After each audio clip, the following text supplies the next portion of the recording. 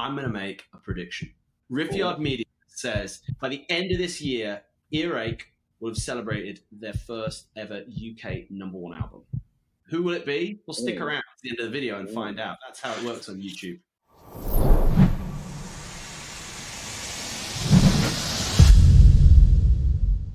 Hey everyone, Nikki here. I hope you're well. Welcome to the RIFF YARD. I am joined by not one, but two riffers today. First, of course, the man by my side, whichever side you're looking at, Mr. I'm underneath Rodders. you, mate. You're under, of course. Rodders from the incredible riff grunge band Just a Ride. Rodders, how the devil are you, my friend? I'm fabulous, mate. Looking forward to getting stuck into this interesting subject. Excellent. And of course, introducing everyone to the fabulous Orla Joyce. Orla, how are you doing? I'm doing good. I'm super excited. Excellent. Okay, right, Rod. So Earache Records, I mean, they are pretty legendary in the UK and probably branching out to the US as well. They've kind of been an independent label that's been championing alternative music for the last 35 years. And I'm going to make a prediction. We're going to make a prediction. RIFF YARD Media says by the end of this year, Earache will have celebrated their first ever UK #1 album. Who will it be? Well, stick around to the end of the video and find out. That's how it works on YouTube. Stick around to the end. And of course, before you do that, make sure you like, subscribe, and hit the notification bell. Anyway, so Earache Records, Nikki. Well, they have been quite a staple in the metal world in the UK. As you alluded to, 35 years old. They've had quite the bands that have come through their roster. You've got bands like Pitch Shifter, of course, Bring Me the Horizon. I think Bring Me's first record was off there. You've got Carcass. And now moving forward, you have bands like Scarlet Rebels, Dust Coda, I think Black amongst Star Riders.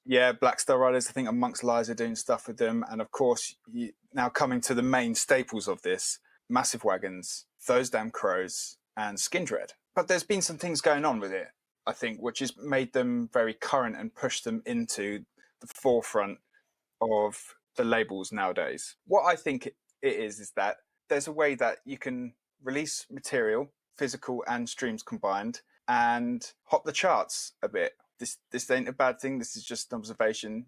You can get bands right up the charts through clever marketing and strategic play. And I think the forefront label in the UK that's doing this is Earache, which also leads to your magic question. Are they going to get their very first #1 record this year by the end of the year? It's an interesting thing. So this is taken from their website. It doesn't actually have their biggest success to date, which we'll go into very, very shortly. But you can see there's a level of consistency here that's pretty amazing. You know, Black Star Riders, Massive Wagons, and the Temperance Movement, #6 in the chart. One we'll come back to really soon, See Through Blue by the Scarlet Rebels, which kind of took everyone by surprise. Yes. There's a few reasons for that. I think a January release is primed for success. It's a quiet time of the year, but this is all really strategic, and it's amazing, really. It's great for bands to get in the chart. It's something to sell, probably more to promoters, to festivals, all that sort of side of things. It's probably less of a PR story than it used to be. There's no Top of the Pops, or it's not singles. There's no like TV appearance or anything that you're gonna get afterwards. But we'll get to a theory on kind of why this is all happening. But it's some pretty awesome stuff. Yeah, and do you know what? Actually, you alluded to something there. Is that there's might be a small age gap between me, Rodders, and Orla. I don't know if anyone can see that. It's me more than anything. Orla, what do the charts mean to you? I'd say, like, me personally, I'd find it more of a, oh, good for them. But it's definitely an achievement, and it's nearly like something for the band themselves to be able to tick off, like, oh yeah, we got like a top 20 or a top 10 or a top 5 even. Just given the history of music, when charts really were the kind of the be all and end all, that told you exactly how well the band was doing overall, or the musician. Whereas now, they could be in it one week and gone the next, and then you never hear of them again. And it wouldn't even necessarily be a one-hit wonder where they've blown up and then gone quiet. It's just kind of they're there and they're gone. Do you think as well, like the formats are changing? You know, the technology has advanced, and that, you know, the main reason I think that the chart has kind of lost some of that prestige is because we have the technology now to basically track what everybody in the world is listening to. It's kind of an interesting thing as to like, okay, well, why is this important? Because I think it is, especially for the independents, right? How is it we're getting these things happening? And like, let's go and have a look at, you know, there's some pretty amazing news. You know, I'm a big fan of this band. Those Damn Crows, you know, we talked about, you know, kind of the bigger hitters for earache. You know, for me as, you know, an independent musician, these guys are, for me, they're the gold standard. You know, they write great songs. Yeah. They're a fantastic live act. And, you know, like you said, Orla, just something to celebrate. And I think, you know, there's probably not 5 guys in the UK industry, in the rock scene especially, who deserve it more than these dudes. You know, I wholeheartedly agree. Yeah. For sure. You know, number 3 on the album chart. That's amazing. And for anybody who, you know, is looking for a great rock album to listen to, go and check this one out. It's a fantastic album. Inhale Exhale is the best record that, you know, I've listened to for the last 6 months. Yeah, reading this article from Music Week, something that just screams out like, you know, a bit of a WTF is you scroll down and you go, okay, it's the group's 3rd album. They reached number 3 in the UK, selling 10,000 copies. Now, that's amazing. And I know there are many, many musicians out there who would, you know, bite your hand off to sell 10,000 copies of an album in the UK in 1 week. But that doesn't seem like a huge number for a top 3 album. What do you guys think? No. Absolutely not. You know, I would have thought that number would have been the 20-25,000 marker for that type of chart position, as we're alluding to before coming on air. But I am quite shocked at how low that number is, and not only how low the number is, but the divisions. And also, what I'd like to do a bit of an alluded to there is that we're not taking any credit away from the achievement here. We're just talking facts and numbers here. But yeah, it's nuts, really, isn't it? The breakdown of the numbers from 10,000. Yeah, you know, you're looking at about 6,800 in physical sales. So that's if someone buys a CD, buys a vinyl. Not sure about cassettes. Someone said to me cassettes counted as now digital. I'm not sure, but whatever. You know, just over 3,000 sales from downloads. So that's, you know, someone going on iTunes or whatever. And this is a bit of a weird one, which maybe we can kind of shed a bit more light on, is 189 from streams. Now, that doesn't mean to say that only 189 people streamed this album. Thousands of people streamed this album. So basically how it works is basically divide the number of full album streams by 1,000, and then that's what counts as like a physical sale. So, you know, you would need to listen to, you know, the album 1,000 times for it to count as one sale. So you can see there that purchases are really, really front loading and their ability to move up the charts. So, you know, you're talking about 189,000 streams in a week. That's about £500 that you'll get from Spotify. Thank you. But they also put in, like, you know, in this article, you know, you talk about, you know, they've got a really, you know, Crows have got a really committed fan base. Yes, you know, they do. Saw them at Stone Dead last year, and my goodness, walking through that crowd, like every 3rd T-shirt was a Those Damn Crows T-shirt. You know, it was pretty awesome, and they've teed this up, synchronized it with their tour, which I think culminated recently. They played Swansea Arena, and I've seen the photos, I've seen some videos, and it's like, you know, that's the level these boys are going to next. I truly, they're the next truly Welsh heroes, aren't they? That's the sure. thing. I think there is a thing with that. Do you know what I mean, Orla? There's like, of course, you've had like Bullet and Funeral for a Friend. You know, you've got Stereophonics and all sorts of bands coming out of Wales. For a while, what has been the next kind of big push, and funny enough, Skindred, of course, they're Welsh. But Crows are the next, you know, literally flying the flag. Here's the thing, you know, I think we all know that, you know, if you look at Crows and you look at that tour they've done, you know, that's the weird thing for me. Like I would have thought that they've sold more than 10,000 tickets. So I think what that shows is something that we're we probably all know that in the UK, at least, within kind of like the alternative or the new wave of classic rock scene, there is a bit of a divide between people who buy records and people who go to gigs. And I think the number of people who go to gigs is far higher than people who buy records. I mean, just ask people, when was the last time you bought a record? It's pretty rare. But one of the things that, with this video, is the video about earache, and it's about kind of how we think that they're going to get a number one record.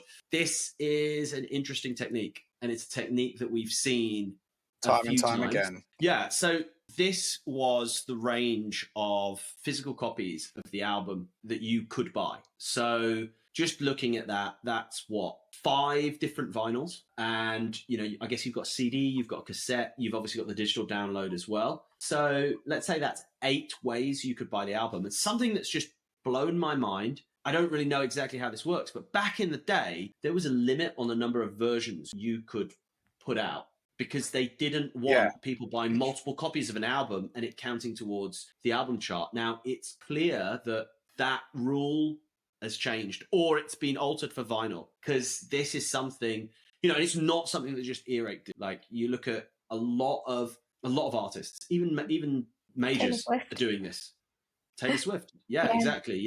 And it definitely fits in with a study Spotify did about super fans. And I think it was something like 30% of your highest usage fans account for 70% of your revenue. Oof, that's quite interesting. Bloody whopping number that is. Jesus Christ. I mean, I'm quoting numbers that I may have pulled out of my arse, but I saw something like that. But the question is, and this is something, Nikki, you want to go into a bit of detail about the rant you had a few years ago. Is this a case of identifying who your hardcore fans are? And look, at the end of the day, you're giving them the option to. I don't think anybody is, putting a gun to someone's head and saying, buy 8 copies of the album. Question is, I know the answer to the question. I'm sure some people did. And then you get to the moral question. Is that the right thing to do? I have to stick to my guns on it. I don't agree with the practice. I mean, I like it as a fan who buys vinyl, buys CDs, buys records. I love collecting from bands that I love. I've said it before in previous videos, I'm a massive Stereophonics fan.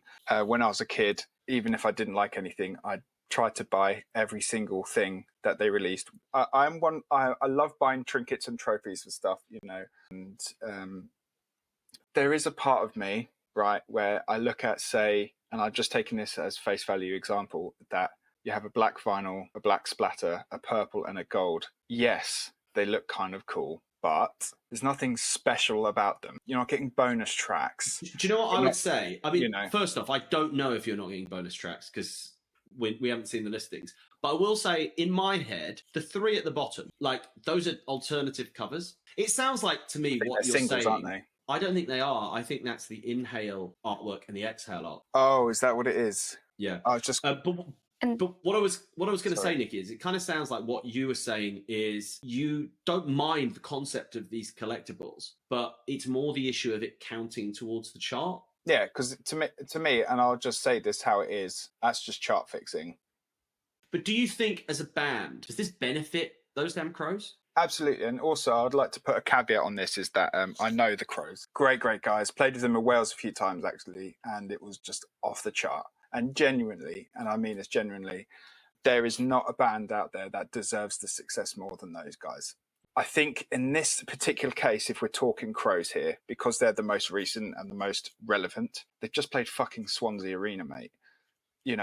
Having a couple of different coloured vinyls getting to number 3, then playing and a legitimate show that is an arena, that makes sense. That all, to me, I look at that as the businessman I am, and I look at the numbers, and I look at the ticket sales, I look at the size of the arena, I look at the socials, I look at the Spotify monthly listeners, and it all makes sense. It all works. It all seems legitimate. There's no BS going on there.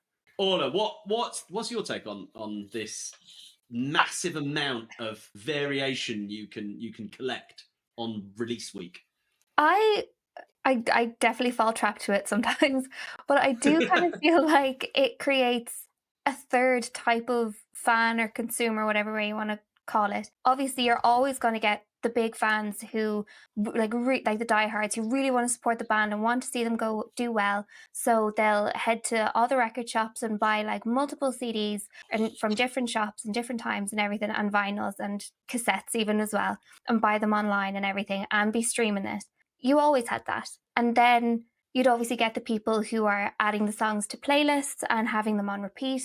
So the algorithm, but like, working the algorithm so it still counts. And then you get the people like do also really want to support the band, but really like to collect and like the idea of collecting. So they do want to, it kind of brings that physicality back to music. Yeah. And I feel like adding a bit of pizzazz, it's bringing back I like the spark, I guess, to actually buying something, because you can look at the individuality of it, and sometimes they have different inlets, or like on the opened up picture of the vinyl where you have the inhale and exhale, like it's bringing art to the actual physical thing again by having it's not just the CD or the album anymore. You're purchasing the whole piece of art and part of the story. And kind of in between with the variations, because I do understand on one hand, but I also kind of get in terms of charts, it can be a bit. This is something, we would say like Earache have been kind of doing, and they've been doing really well. We just move on and look at Massive Wagons. They're another band who, I enjoy Massive Wagons music. For me, up until the release of that Crows record, I would have said Massive Wagons were the leaders in, I guess, that new wave of classic rock movement. In my opinion, Crows have gone ahead of them now. Like they've kind of gone beyond. But still, this was the second top 10 album that Massive Wagons had. Again, let's look at this. I actually think in comparison to the Crows package, this is more egregious because it's the same vinyl. Look at that. It's like 1, 2, 3, 4, 5, 6 white vinyls, and all that's different is the eyeshadow on the cover. Now, I don't know if I'm just being crazy. The back covers are slightly different. Sorry. Okay. But what I will say is it's the vinyl that costs the money. Yeah. Okay, they've got different back covers. But again, it's crazy. Like, this is 6 vinyls, 2 different CDs, a digital, a USB key, and a tape. So what is that? That's 6, 7, 8, 9, 10, 11 different versions that would go towards the chart. Like, on one side, I'm like, nah, this is crazy. But looking at like, well, what is this? Like, is this just the representation of, your Patreon model, which actually both bands have been really successful in starting their Patreons, and they've got great Patreon communities. And is this it's this idea of there are going to be some fans that have greater means than others, and why not support the band that you love? Why not go out there and buy 11 copies? Going back to something I think you were hinting at, Orla, about like, is it responsible to put out quite so many? I think it does take away some of the honesty for me. I have to be honest there. Again, I know the Wagons guys, lovely people through and through, got nothing against them. Just talking facts here about the earache practice on this stuff. And this type of stuff, it just doesn't sit well with me. There has to be a moral thing about it. There's a bit of an oxymoron somewhere along here, I mean, feel free to pinpoint it when you hear it, but it's like we're talking about rock and roll here. We're not talking about pop. We're talking about goddamn rock and roll from working class. That's exactly the angle for this. We're working class band, rock and roll band. There's an element of, how I'll flip it back the other way. I'll flip it back the other way and say Kiss, they are a blue collar American rock band. This is a drop in the ocean compared to what Kiss will sell to people. I absolutely obsess over the bands that I love. That might be the fact that I have ADHD, I don't know. But like... Someone's got to buy all those Boyzone t-shirts. They do. Didn't they, I don't know if I imagined this. Did they go out on a tour labelled as Manzone? Yeah. Yeah. They did. Jeez. Fucking right, dude. I don't know, like, we were talking about this earlier, and we're kind of like, well, what is Earache's kind of, what's their plan? And to me, I don't know, I don't want to sound cynical, because, I think it's really smart what they're doing. I think it's really, really clever. As from a business point of view, I'm like, I want to give him an air 5, you know? Yeah, man, it's amazing. And on some level, you know, I mean, I don't know if you noticed it, but the Crows article was from Music Week, which is like a leading industry magazine. You know, when I was doing the research for this, they didn't get any for wagons. You know, it was one of the first times earache had been mentioned. So that's great. But the one that, I don't know, first kind of brought this to our attention was Scarlet Rebels. And, you know, Scarlet Rebels are a great band, but they are not, even now, at the stage in their career as Wagons or Crows. Yet, they got to number 7. So this came out in early 2022. I think it was a late January release. So on one side, okay, right. This was a tactical release. So for anyone who doesn't know, there are dates within the music industry where labels will push new artists because you can score very, very high single or album placings with lower sales. Because there is a level of the industry that is just looking at chart placings. Or no, that's probably not true now. 20 years ago, there was a part of the industry that was just looking at chart placings. At the end of the day, yes, January historically, it just follows Christmas. Like it's like anything. Like they don't sell much new stuff. You know, everything's sales driven. So new singles don't tend to sell as much. So what you'll find is that bigger artists tend to steer clear of that, or they go for a slam dunk. You know, yeah, it's a seasonal thing. You know, from the time of working in PR on the other side of this kind of media train. You know, as you know, Rod, working with it, it's December and January are typically known as write-offs. You know, January is when the charts completely reset, like back to zero. You know, everything forgets Christmas. December's a complete write-off because all digital platforms anyway, they couldn't care less if you're releasing something new. They want Mariah Carey and things like that because that's what gets their attention to their platform. In the summer, you know, you've got festivals. No one's going to be buying anything because they're spending money, you know, on beer and stuff like that and merchandise at festival. Ain't going to be putting their hands in their pockets for vinyls and stuff in the middle of July, you know. So that's why you don't get a lot of touring for that time as well. And that's why all the American bands, you know, they always come around October, November. Very rarely you see them at any part of the year, you know, because you have October and November is release season, you know, the beginning of the year from like your March to end of May time is all single pump up ready for festival. It's all a strategic thing throughout the whole year. That also ties in quite nicely to how things like this work. Well, yeah, because the thing is, if we're thinking, what is it? That Crows album came out late Feb, yeah? And 10,000 copies got you to number 3. So the question is, this was late Jan 22, and bear in mind, we were still kind of slowly coming out of lockdown. There was still the tail end of that happening. Yeah. You know, the markets were all over the place. The question would be, how many did you need to sell to break the top 10? And then, you know, we look at the packages. A hell of a lot less. And here's a thing that I could see from this. You know, this is a lower profile artist. Look at the variants. There's far less difference on these variations.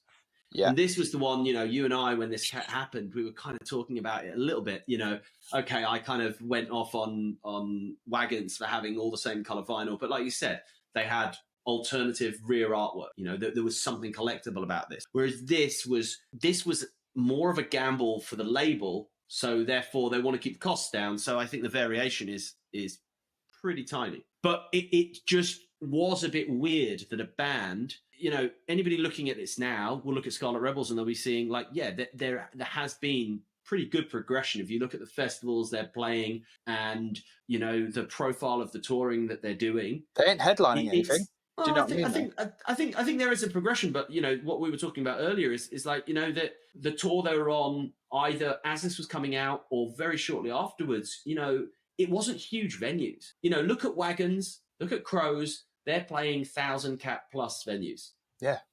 You know, so you go, okay, makes sense. But, you know, playing small club shows and getting a top 10 album, that was a little bit like it's a masterstroke from Earache. But the question I ask is why? Like, it feels like they were just testing the water a little bit, you know. They were like the equivalent of the Laker dog. The guinea pig. Yeah, getting shot into space. Yeah, that's, you know, that's purely what it was, you know. And you know, again, saying to what you were saying before, business point of view, yeah, you know, to quote Rob Moore, you know, if you don't risk anything, you risk everything, you know, and that's very true on this kind of juncture. At the same time, I do congratulate Rebels for doing it. That's something that you're going to tell the grandkids, and that's awesome. There's also a thing for me, right? As an artist, if I got to that chart position and I was playing some venues that were exceptionally small capped and I wasn't selling them out, something doesn't quite add up there. And that's really where the seed of my bugbear of this comes from. I know you can go like, whoa, the fucking milk industry is not exactly the most honest industry, is it? Yeah, I know that, mate. I'm well aware, but we're talking about art here. You know, art kind of having to have linked arms with business. And yeah, there's times when I'm purely about the business. There's times when I'm personally purely about the art. You have to juggle the two. But sometimes something just reeks. And this scenario for me stinks. What's your take, Orla? I would agree, like, especially if you can't shift tickets in for smaller venues, it kind of feels like it could be a gut punch to the band as well, because obviously they're seeing these sales and obviously they'll have like social media and see like the interactions there.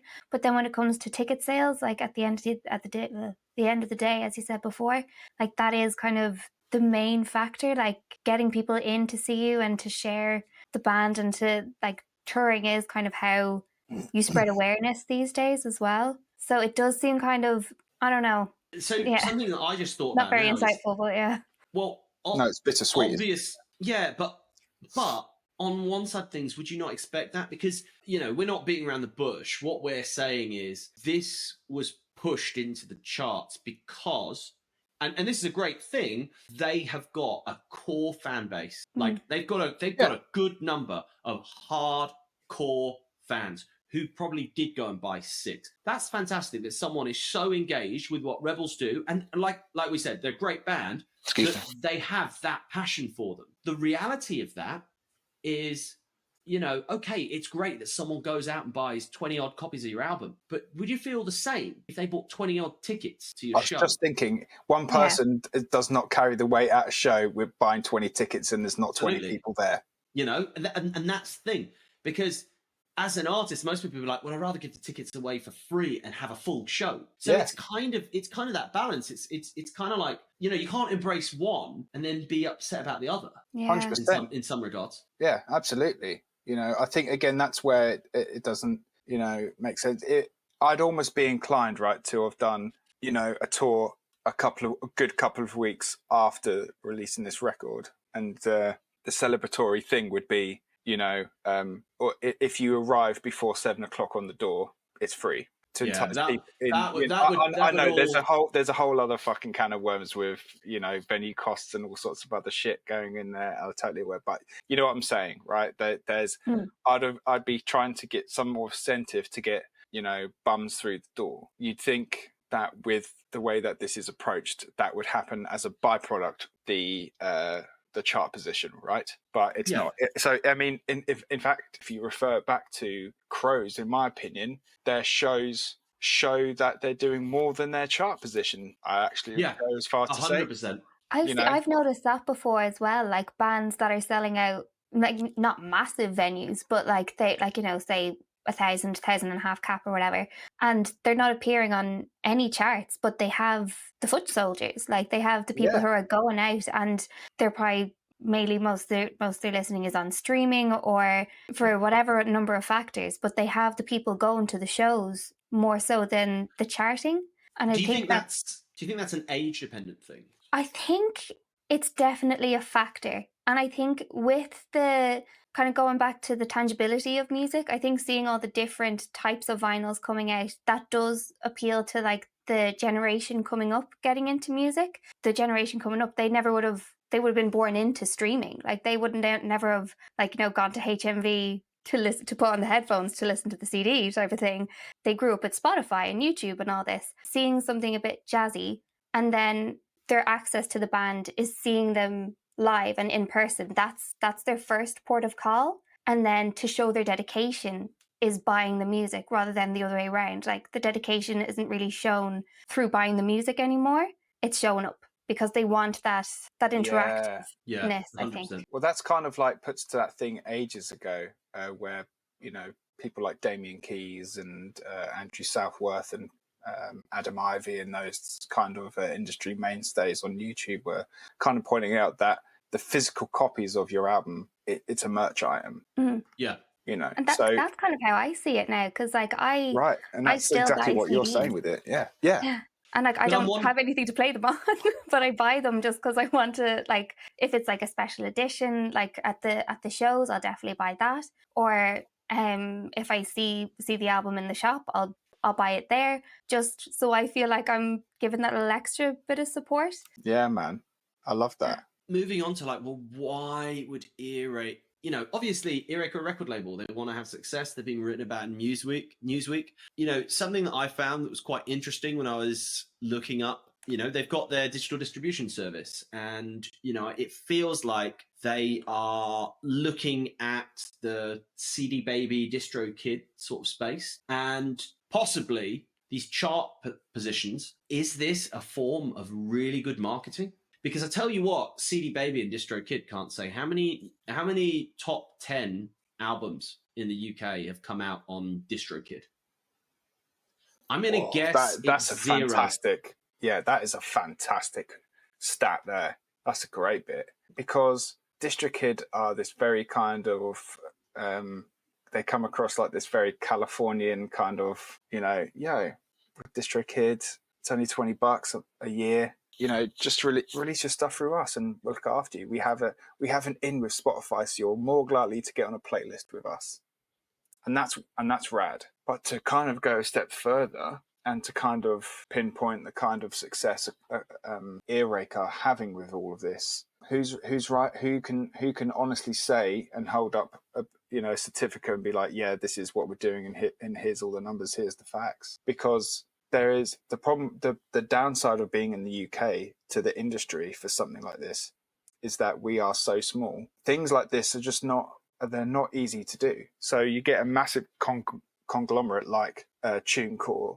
CD Baby, Ditto and DistroKid and all these other online services. They carry the weight of that US flag and the sheer manpower and size to be able to do those things, right?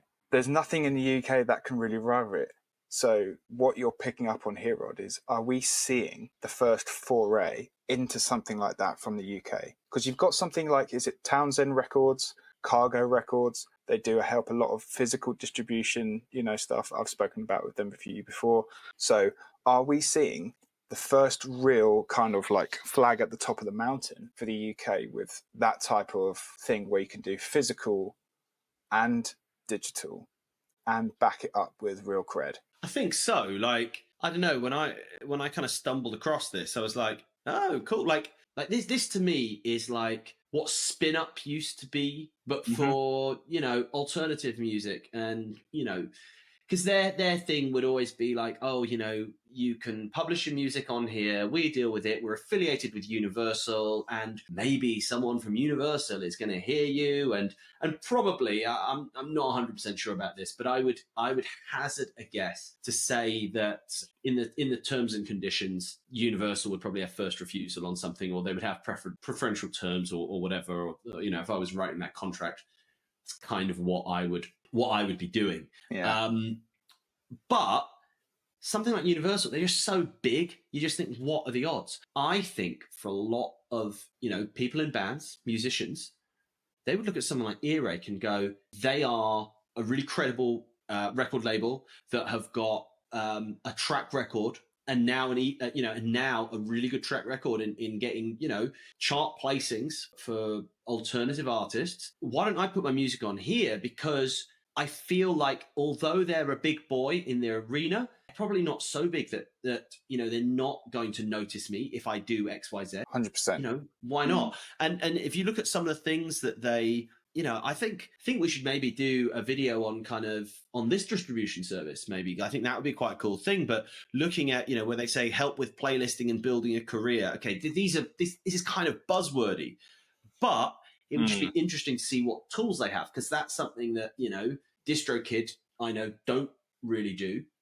And Earache, they've you go back and you look at Scarlet Rebels supporting Buckcherry, label mates. It's all going there, you know. Maybe this is actually a really good service to use, and it's probably, you know, one of the first services that is targeted at a genre. Do you know what I mean? DistroKid says whatever music you make, publish through us. You know, Yeah, it's like it doesn't matter what it is. Yeah, come through. But, yeah, doors open. But actually doing it like this, going, you know, we are an alternative rock label or a metal label, alternative rock, whatever. Yeah. Right.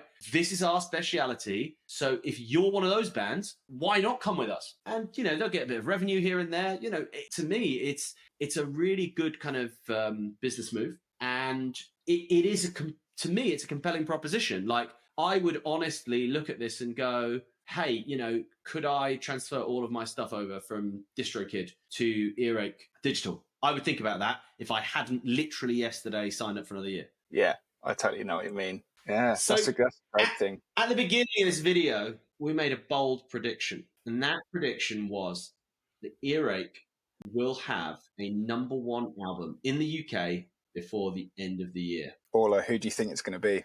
I don't know. I feel it's a tough call. I really think it's a tough call. Rod, I don't know. Well, what are you thinking? You know, you were saying Crows, hardworking band, not a better band it could happen to. Well, might top you with this one. Skindred, absolute legends. Boy! Absolute legends in the UK rock scene. If there's any man in rock music who deserves a #1 record, it is Benji. 4th of August, 2023. Skindred are a legit, like, you talked briefly about them in that they are, you know, they've been associated with Earache for a little while now. Yeah. But the direction Earache have gone, they've really leaned into that sort of new wave of classic rock. And Skindred actually, weirdly, probably more in fitting with the birth of Earache Records. Yeah, absolutely. With its kind of earlier... Like the legacy. Yes, absolutely. So it will be quite interesting, like, looking at this tactic, you know, the tried and tested, multiple vinyls, couple of CDs. I think that's like a USB pin drive or whatever that counts towards. And you just think, this is a band, Skindred, you know, where do they play in London? You know, they play at the Brixton Academy. Yeah. Like, they are a band. When you see your downloads, your Reading and Leeds, your Slam Dunks, you know, festivals of those sort of standing, it's not a surprise when you see Skindred on the main stage. Yeah, I mean, look at the clips of like them doing the Newport Helicopter. There's like 100,000 people committed to Skindred. You know, it's not that they ain't no flash in the pan, bruv. Do you know what I mean? Yeah. Like if you see the things from, like, I think it was Sonosphere when they first did it or something, you know, and Download Festival, and obviously now every time they do it, it's like a staple of what they do. People are committed to doing that. You know, it's a thing that you do. You know, it's not like people going, oh, I ain't doing that shit. Everyone, every man and his dog there, whipping off a bit of t-shirt or whatever and just giving it a, you know. Do the ladies do it as well, Nikki? I wouldn't be able to confirm or deny. Just looked at the floor. I did, yeah. I was like, this is inappropriate. We just bring extra. We have a t-shirt in our bag to use. An extra top. Oh my goodness. But yeah, you know, I can't see, like, unless there's something mega coming out on the 4th of August. And like we said earlier, there are these sort of dead zones that you tend not to release in. 4th of August fits. That was Wagon's, you know, their first charting record.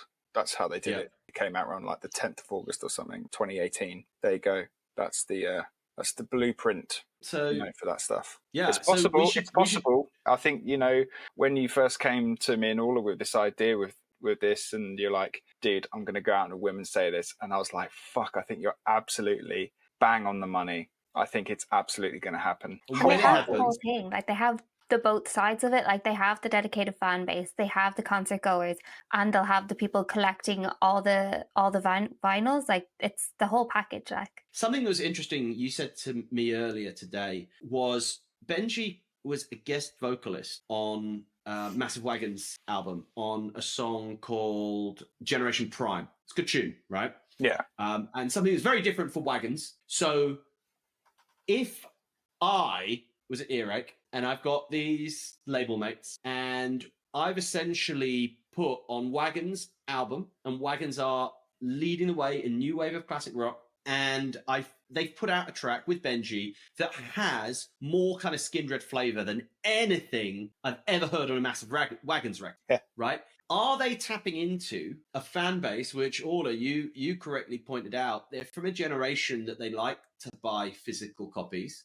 It's just introducing Skin Dread to maybe an audience that, you know, haven't really connected with them before, that are super into buying physical copies.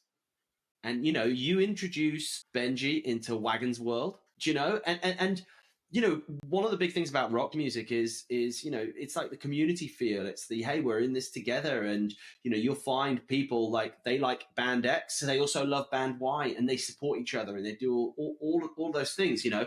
You know, you look back in the day, like the kids who got into the Used generally ended up the kids who were really into My Chemical Romance.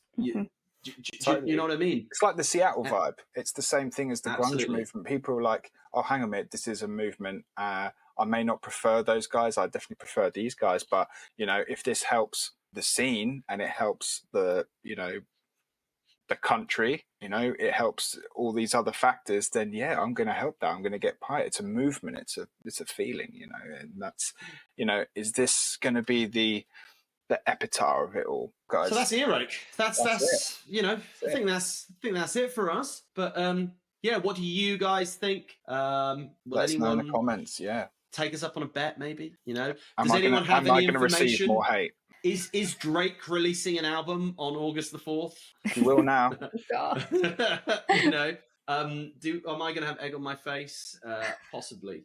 You know, but never. Yeah, this is the route, or I guess this is the kind of like path we think Earache are on. And it's an interesting topic because, like we said, you know, there are some things we think are great. There are some things we question a little bit, but at the end of the day, it's a successful business in rock and roll, which can only be a good thing, unless it's a pyramid scheme, and then it might be less good.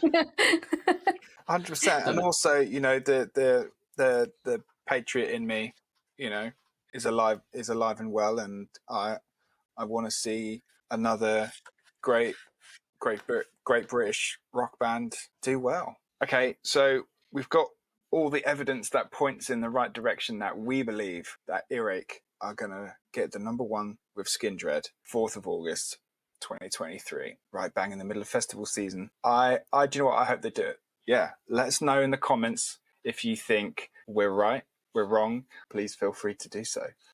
Rodders, as always, thanks so much for joining in, and Orla, thank you so much for coming in on the first one. I hope it wasn't terrible. Thank you for having me. I really enjoyed it. No worries. Same time next week, guys. Don't forget to like and subscribe, hit the notification bell, all the other YouTube nonsense, and don't forget to follow us across all social media as well, and check out our Spotify playlists. I'm Nikki Smash. Thanks for joining us, and we'll see you soon.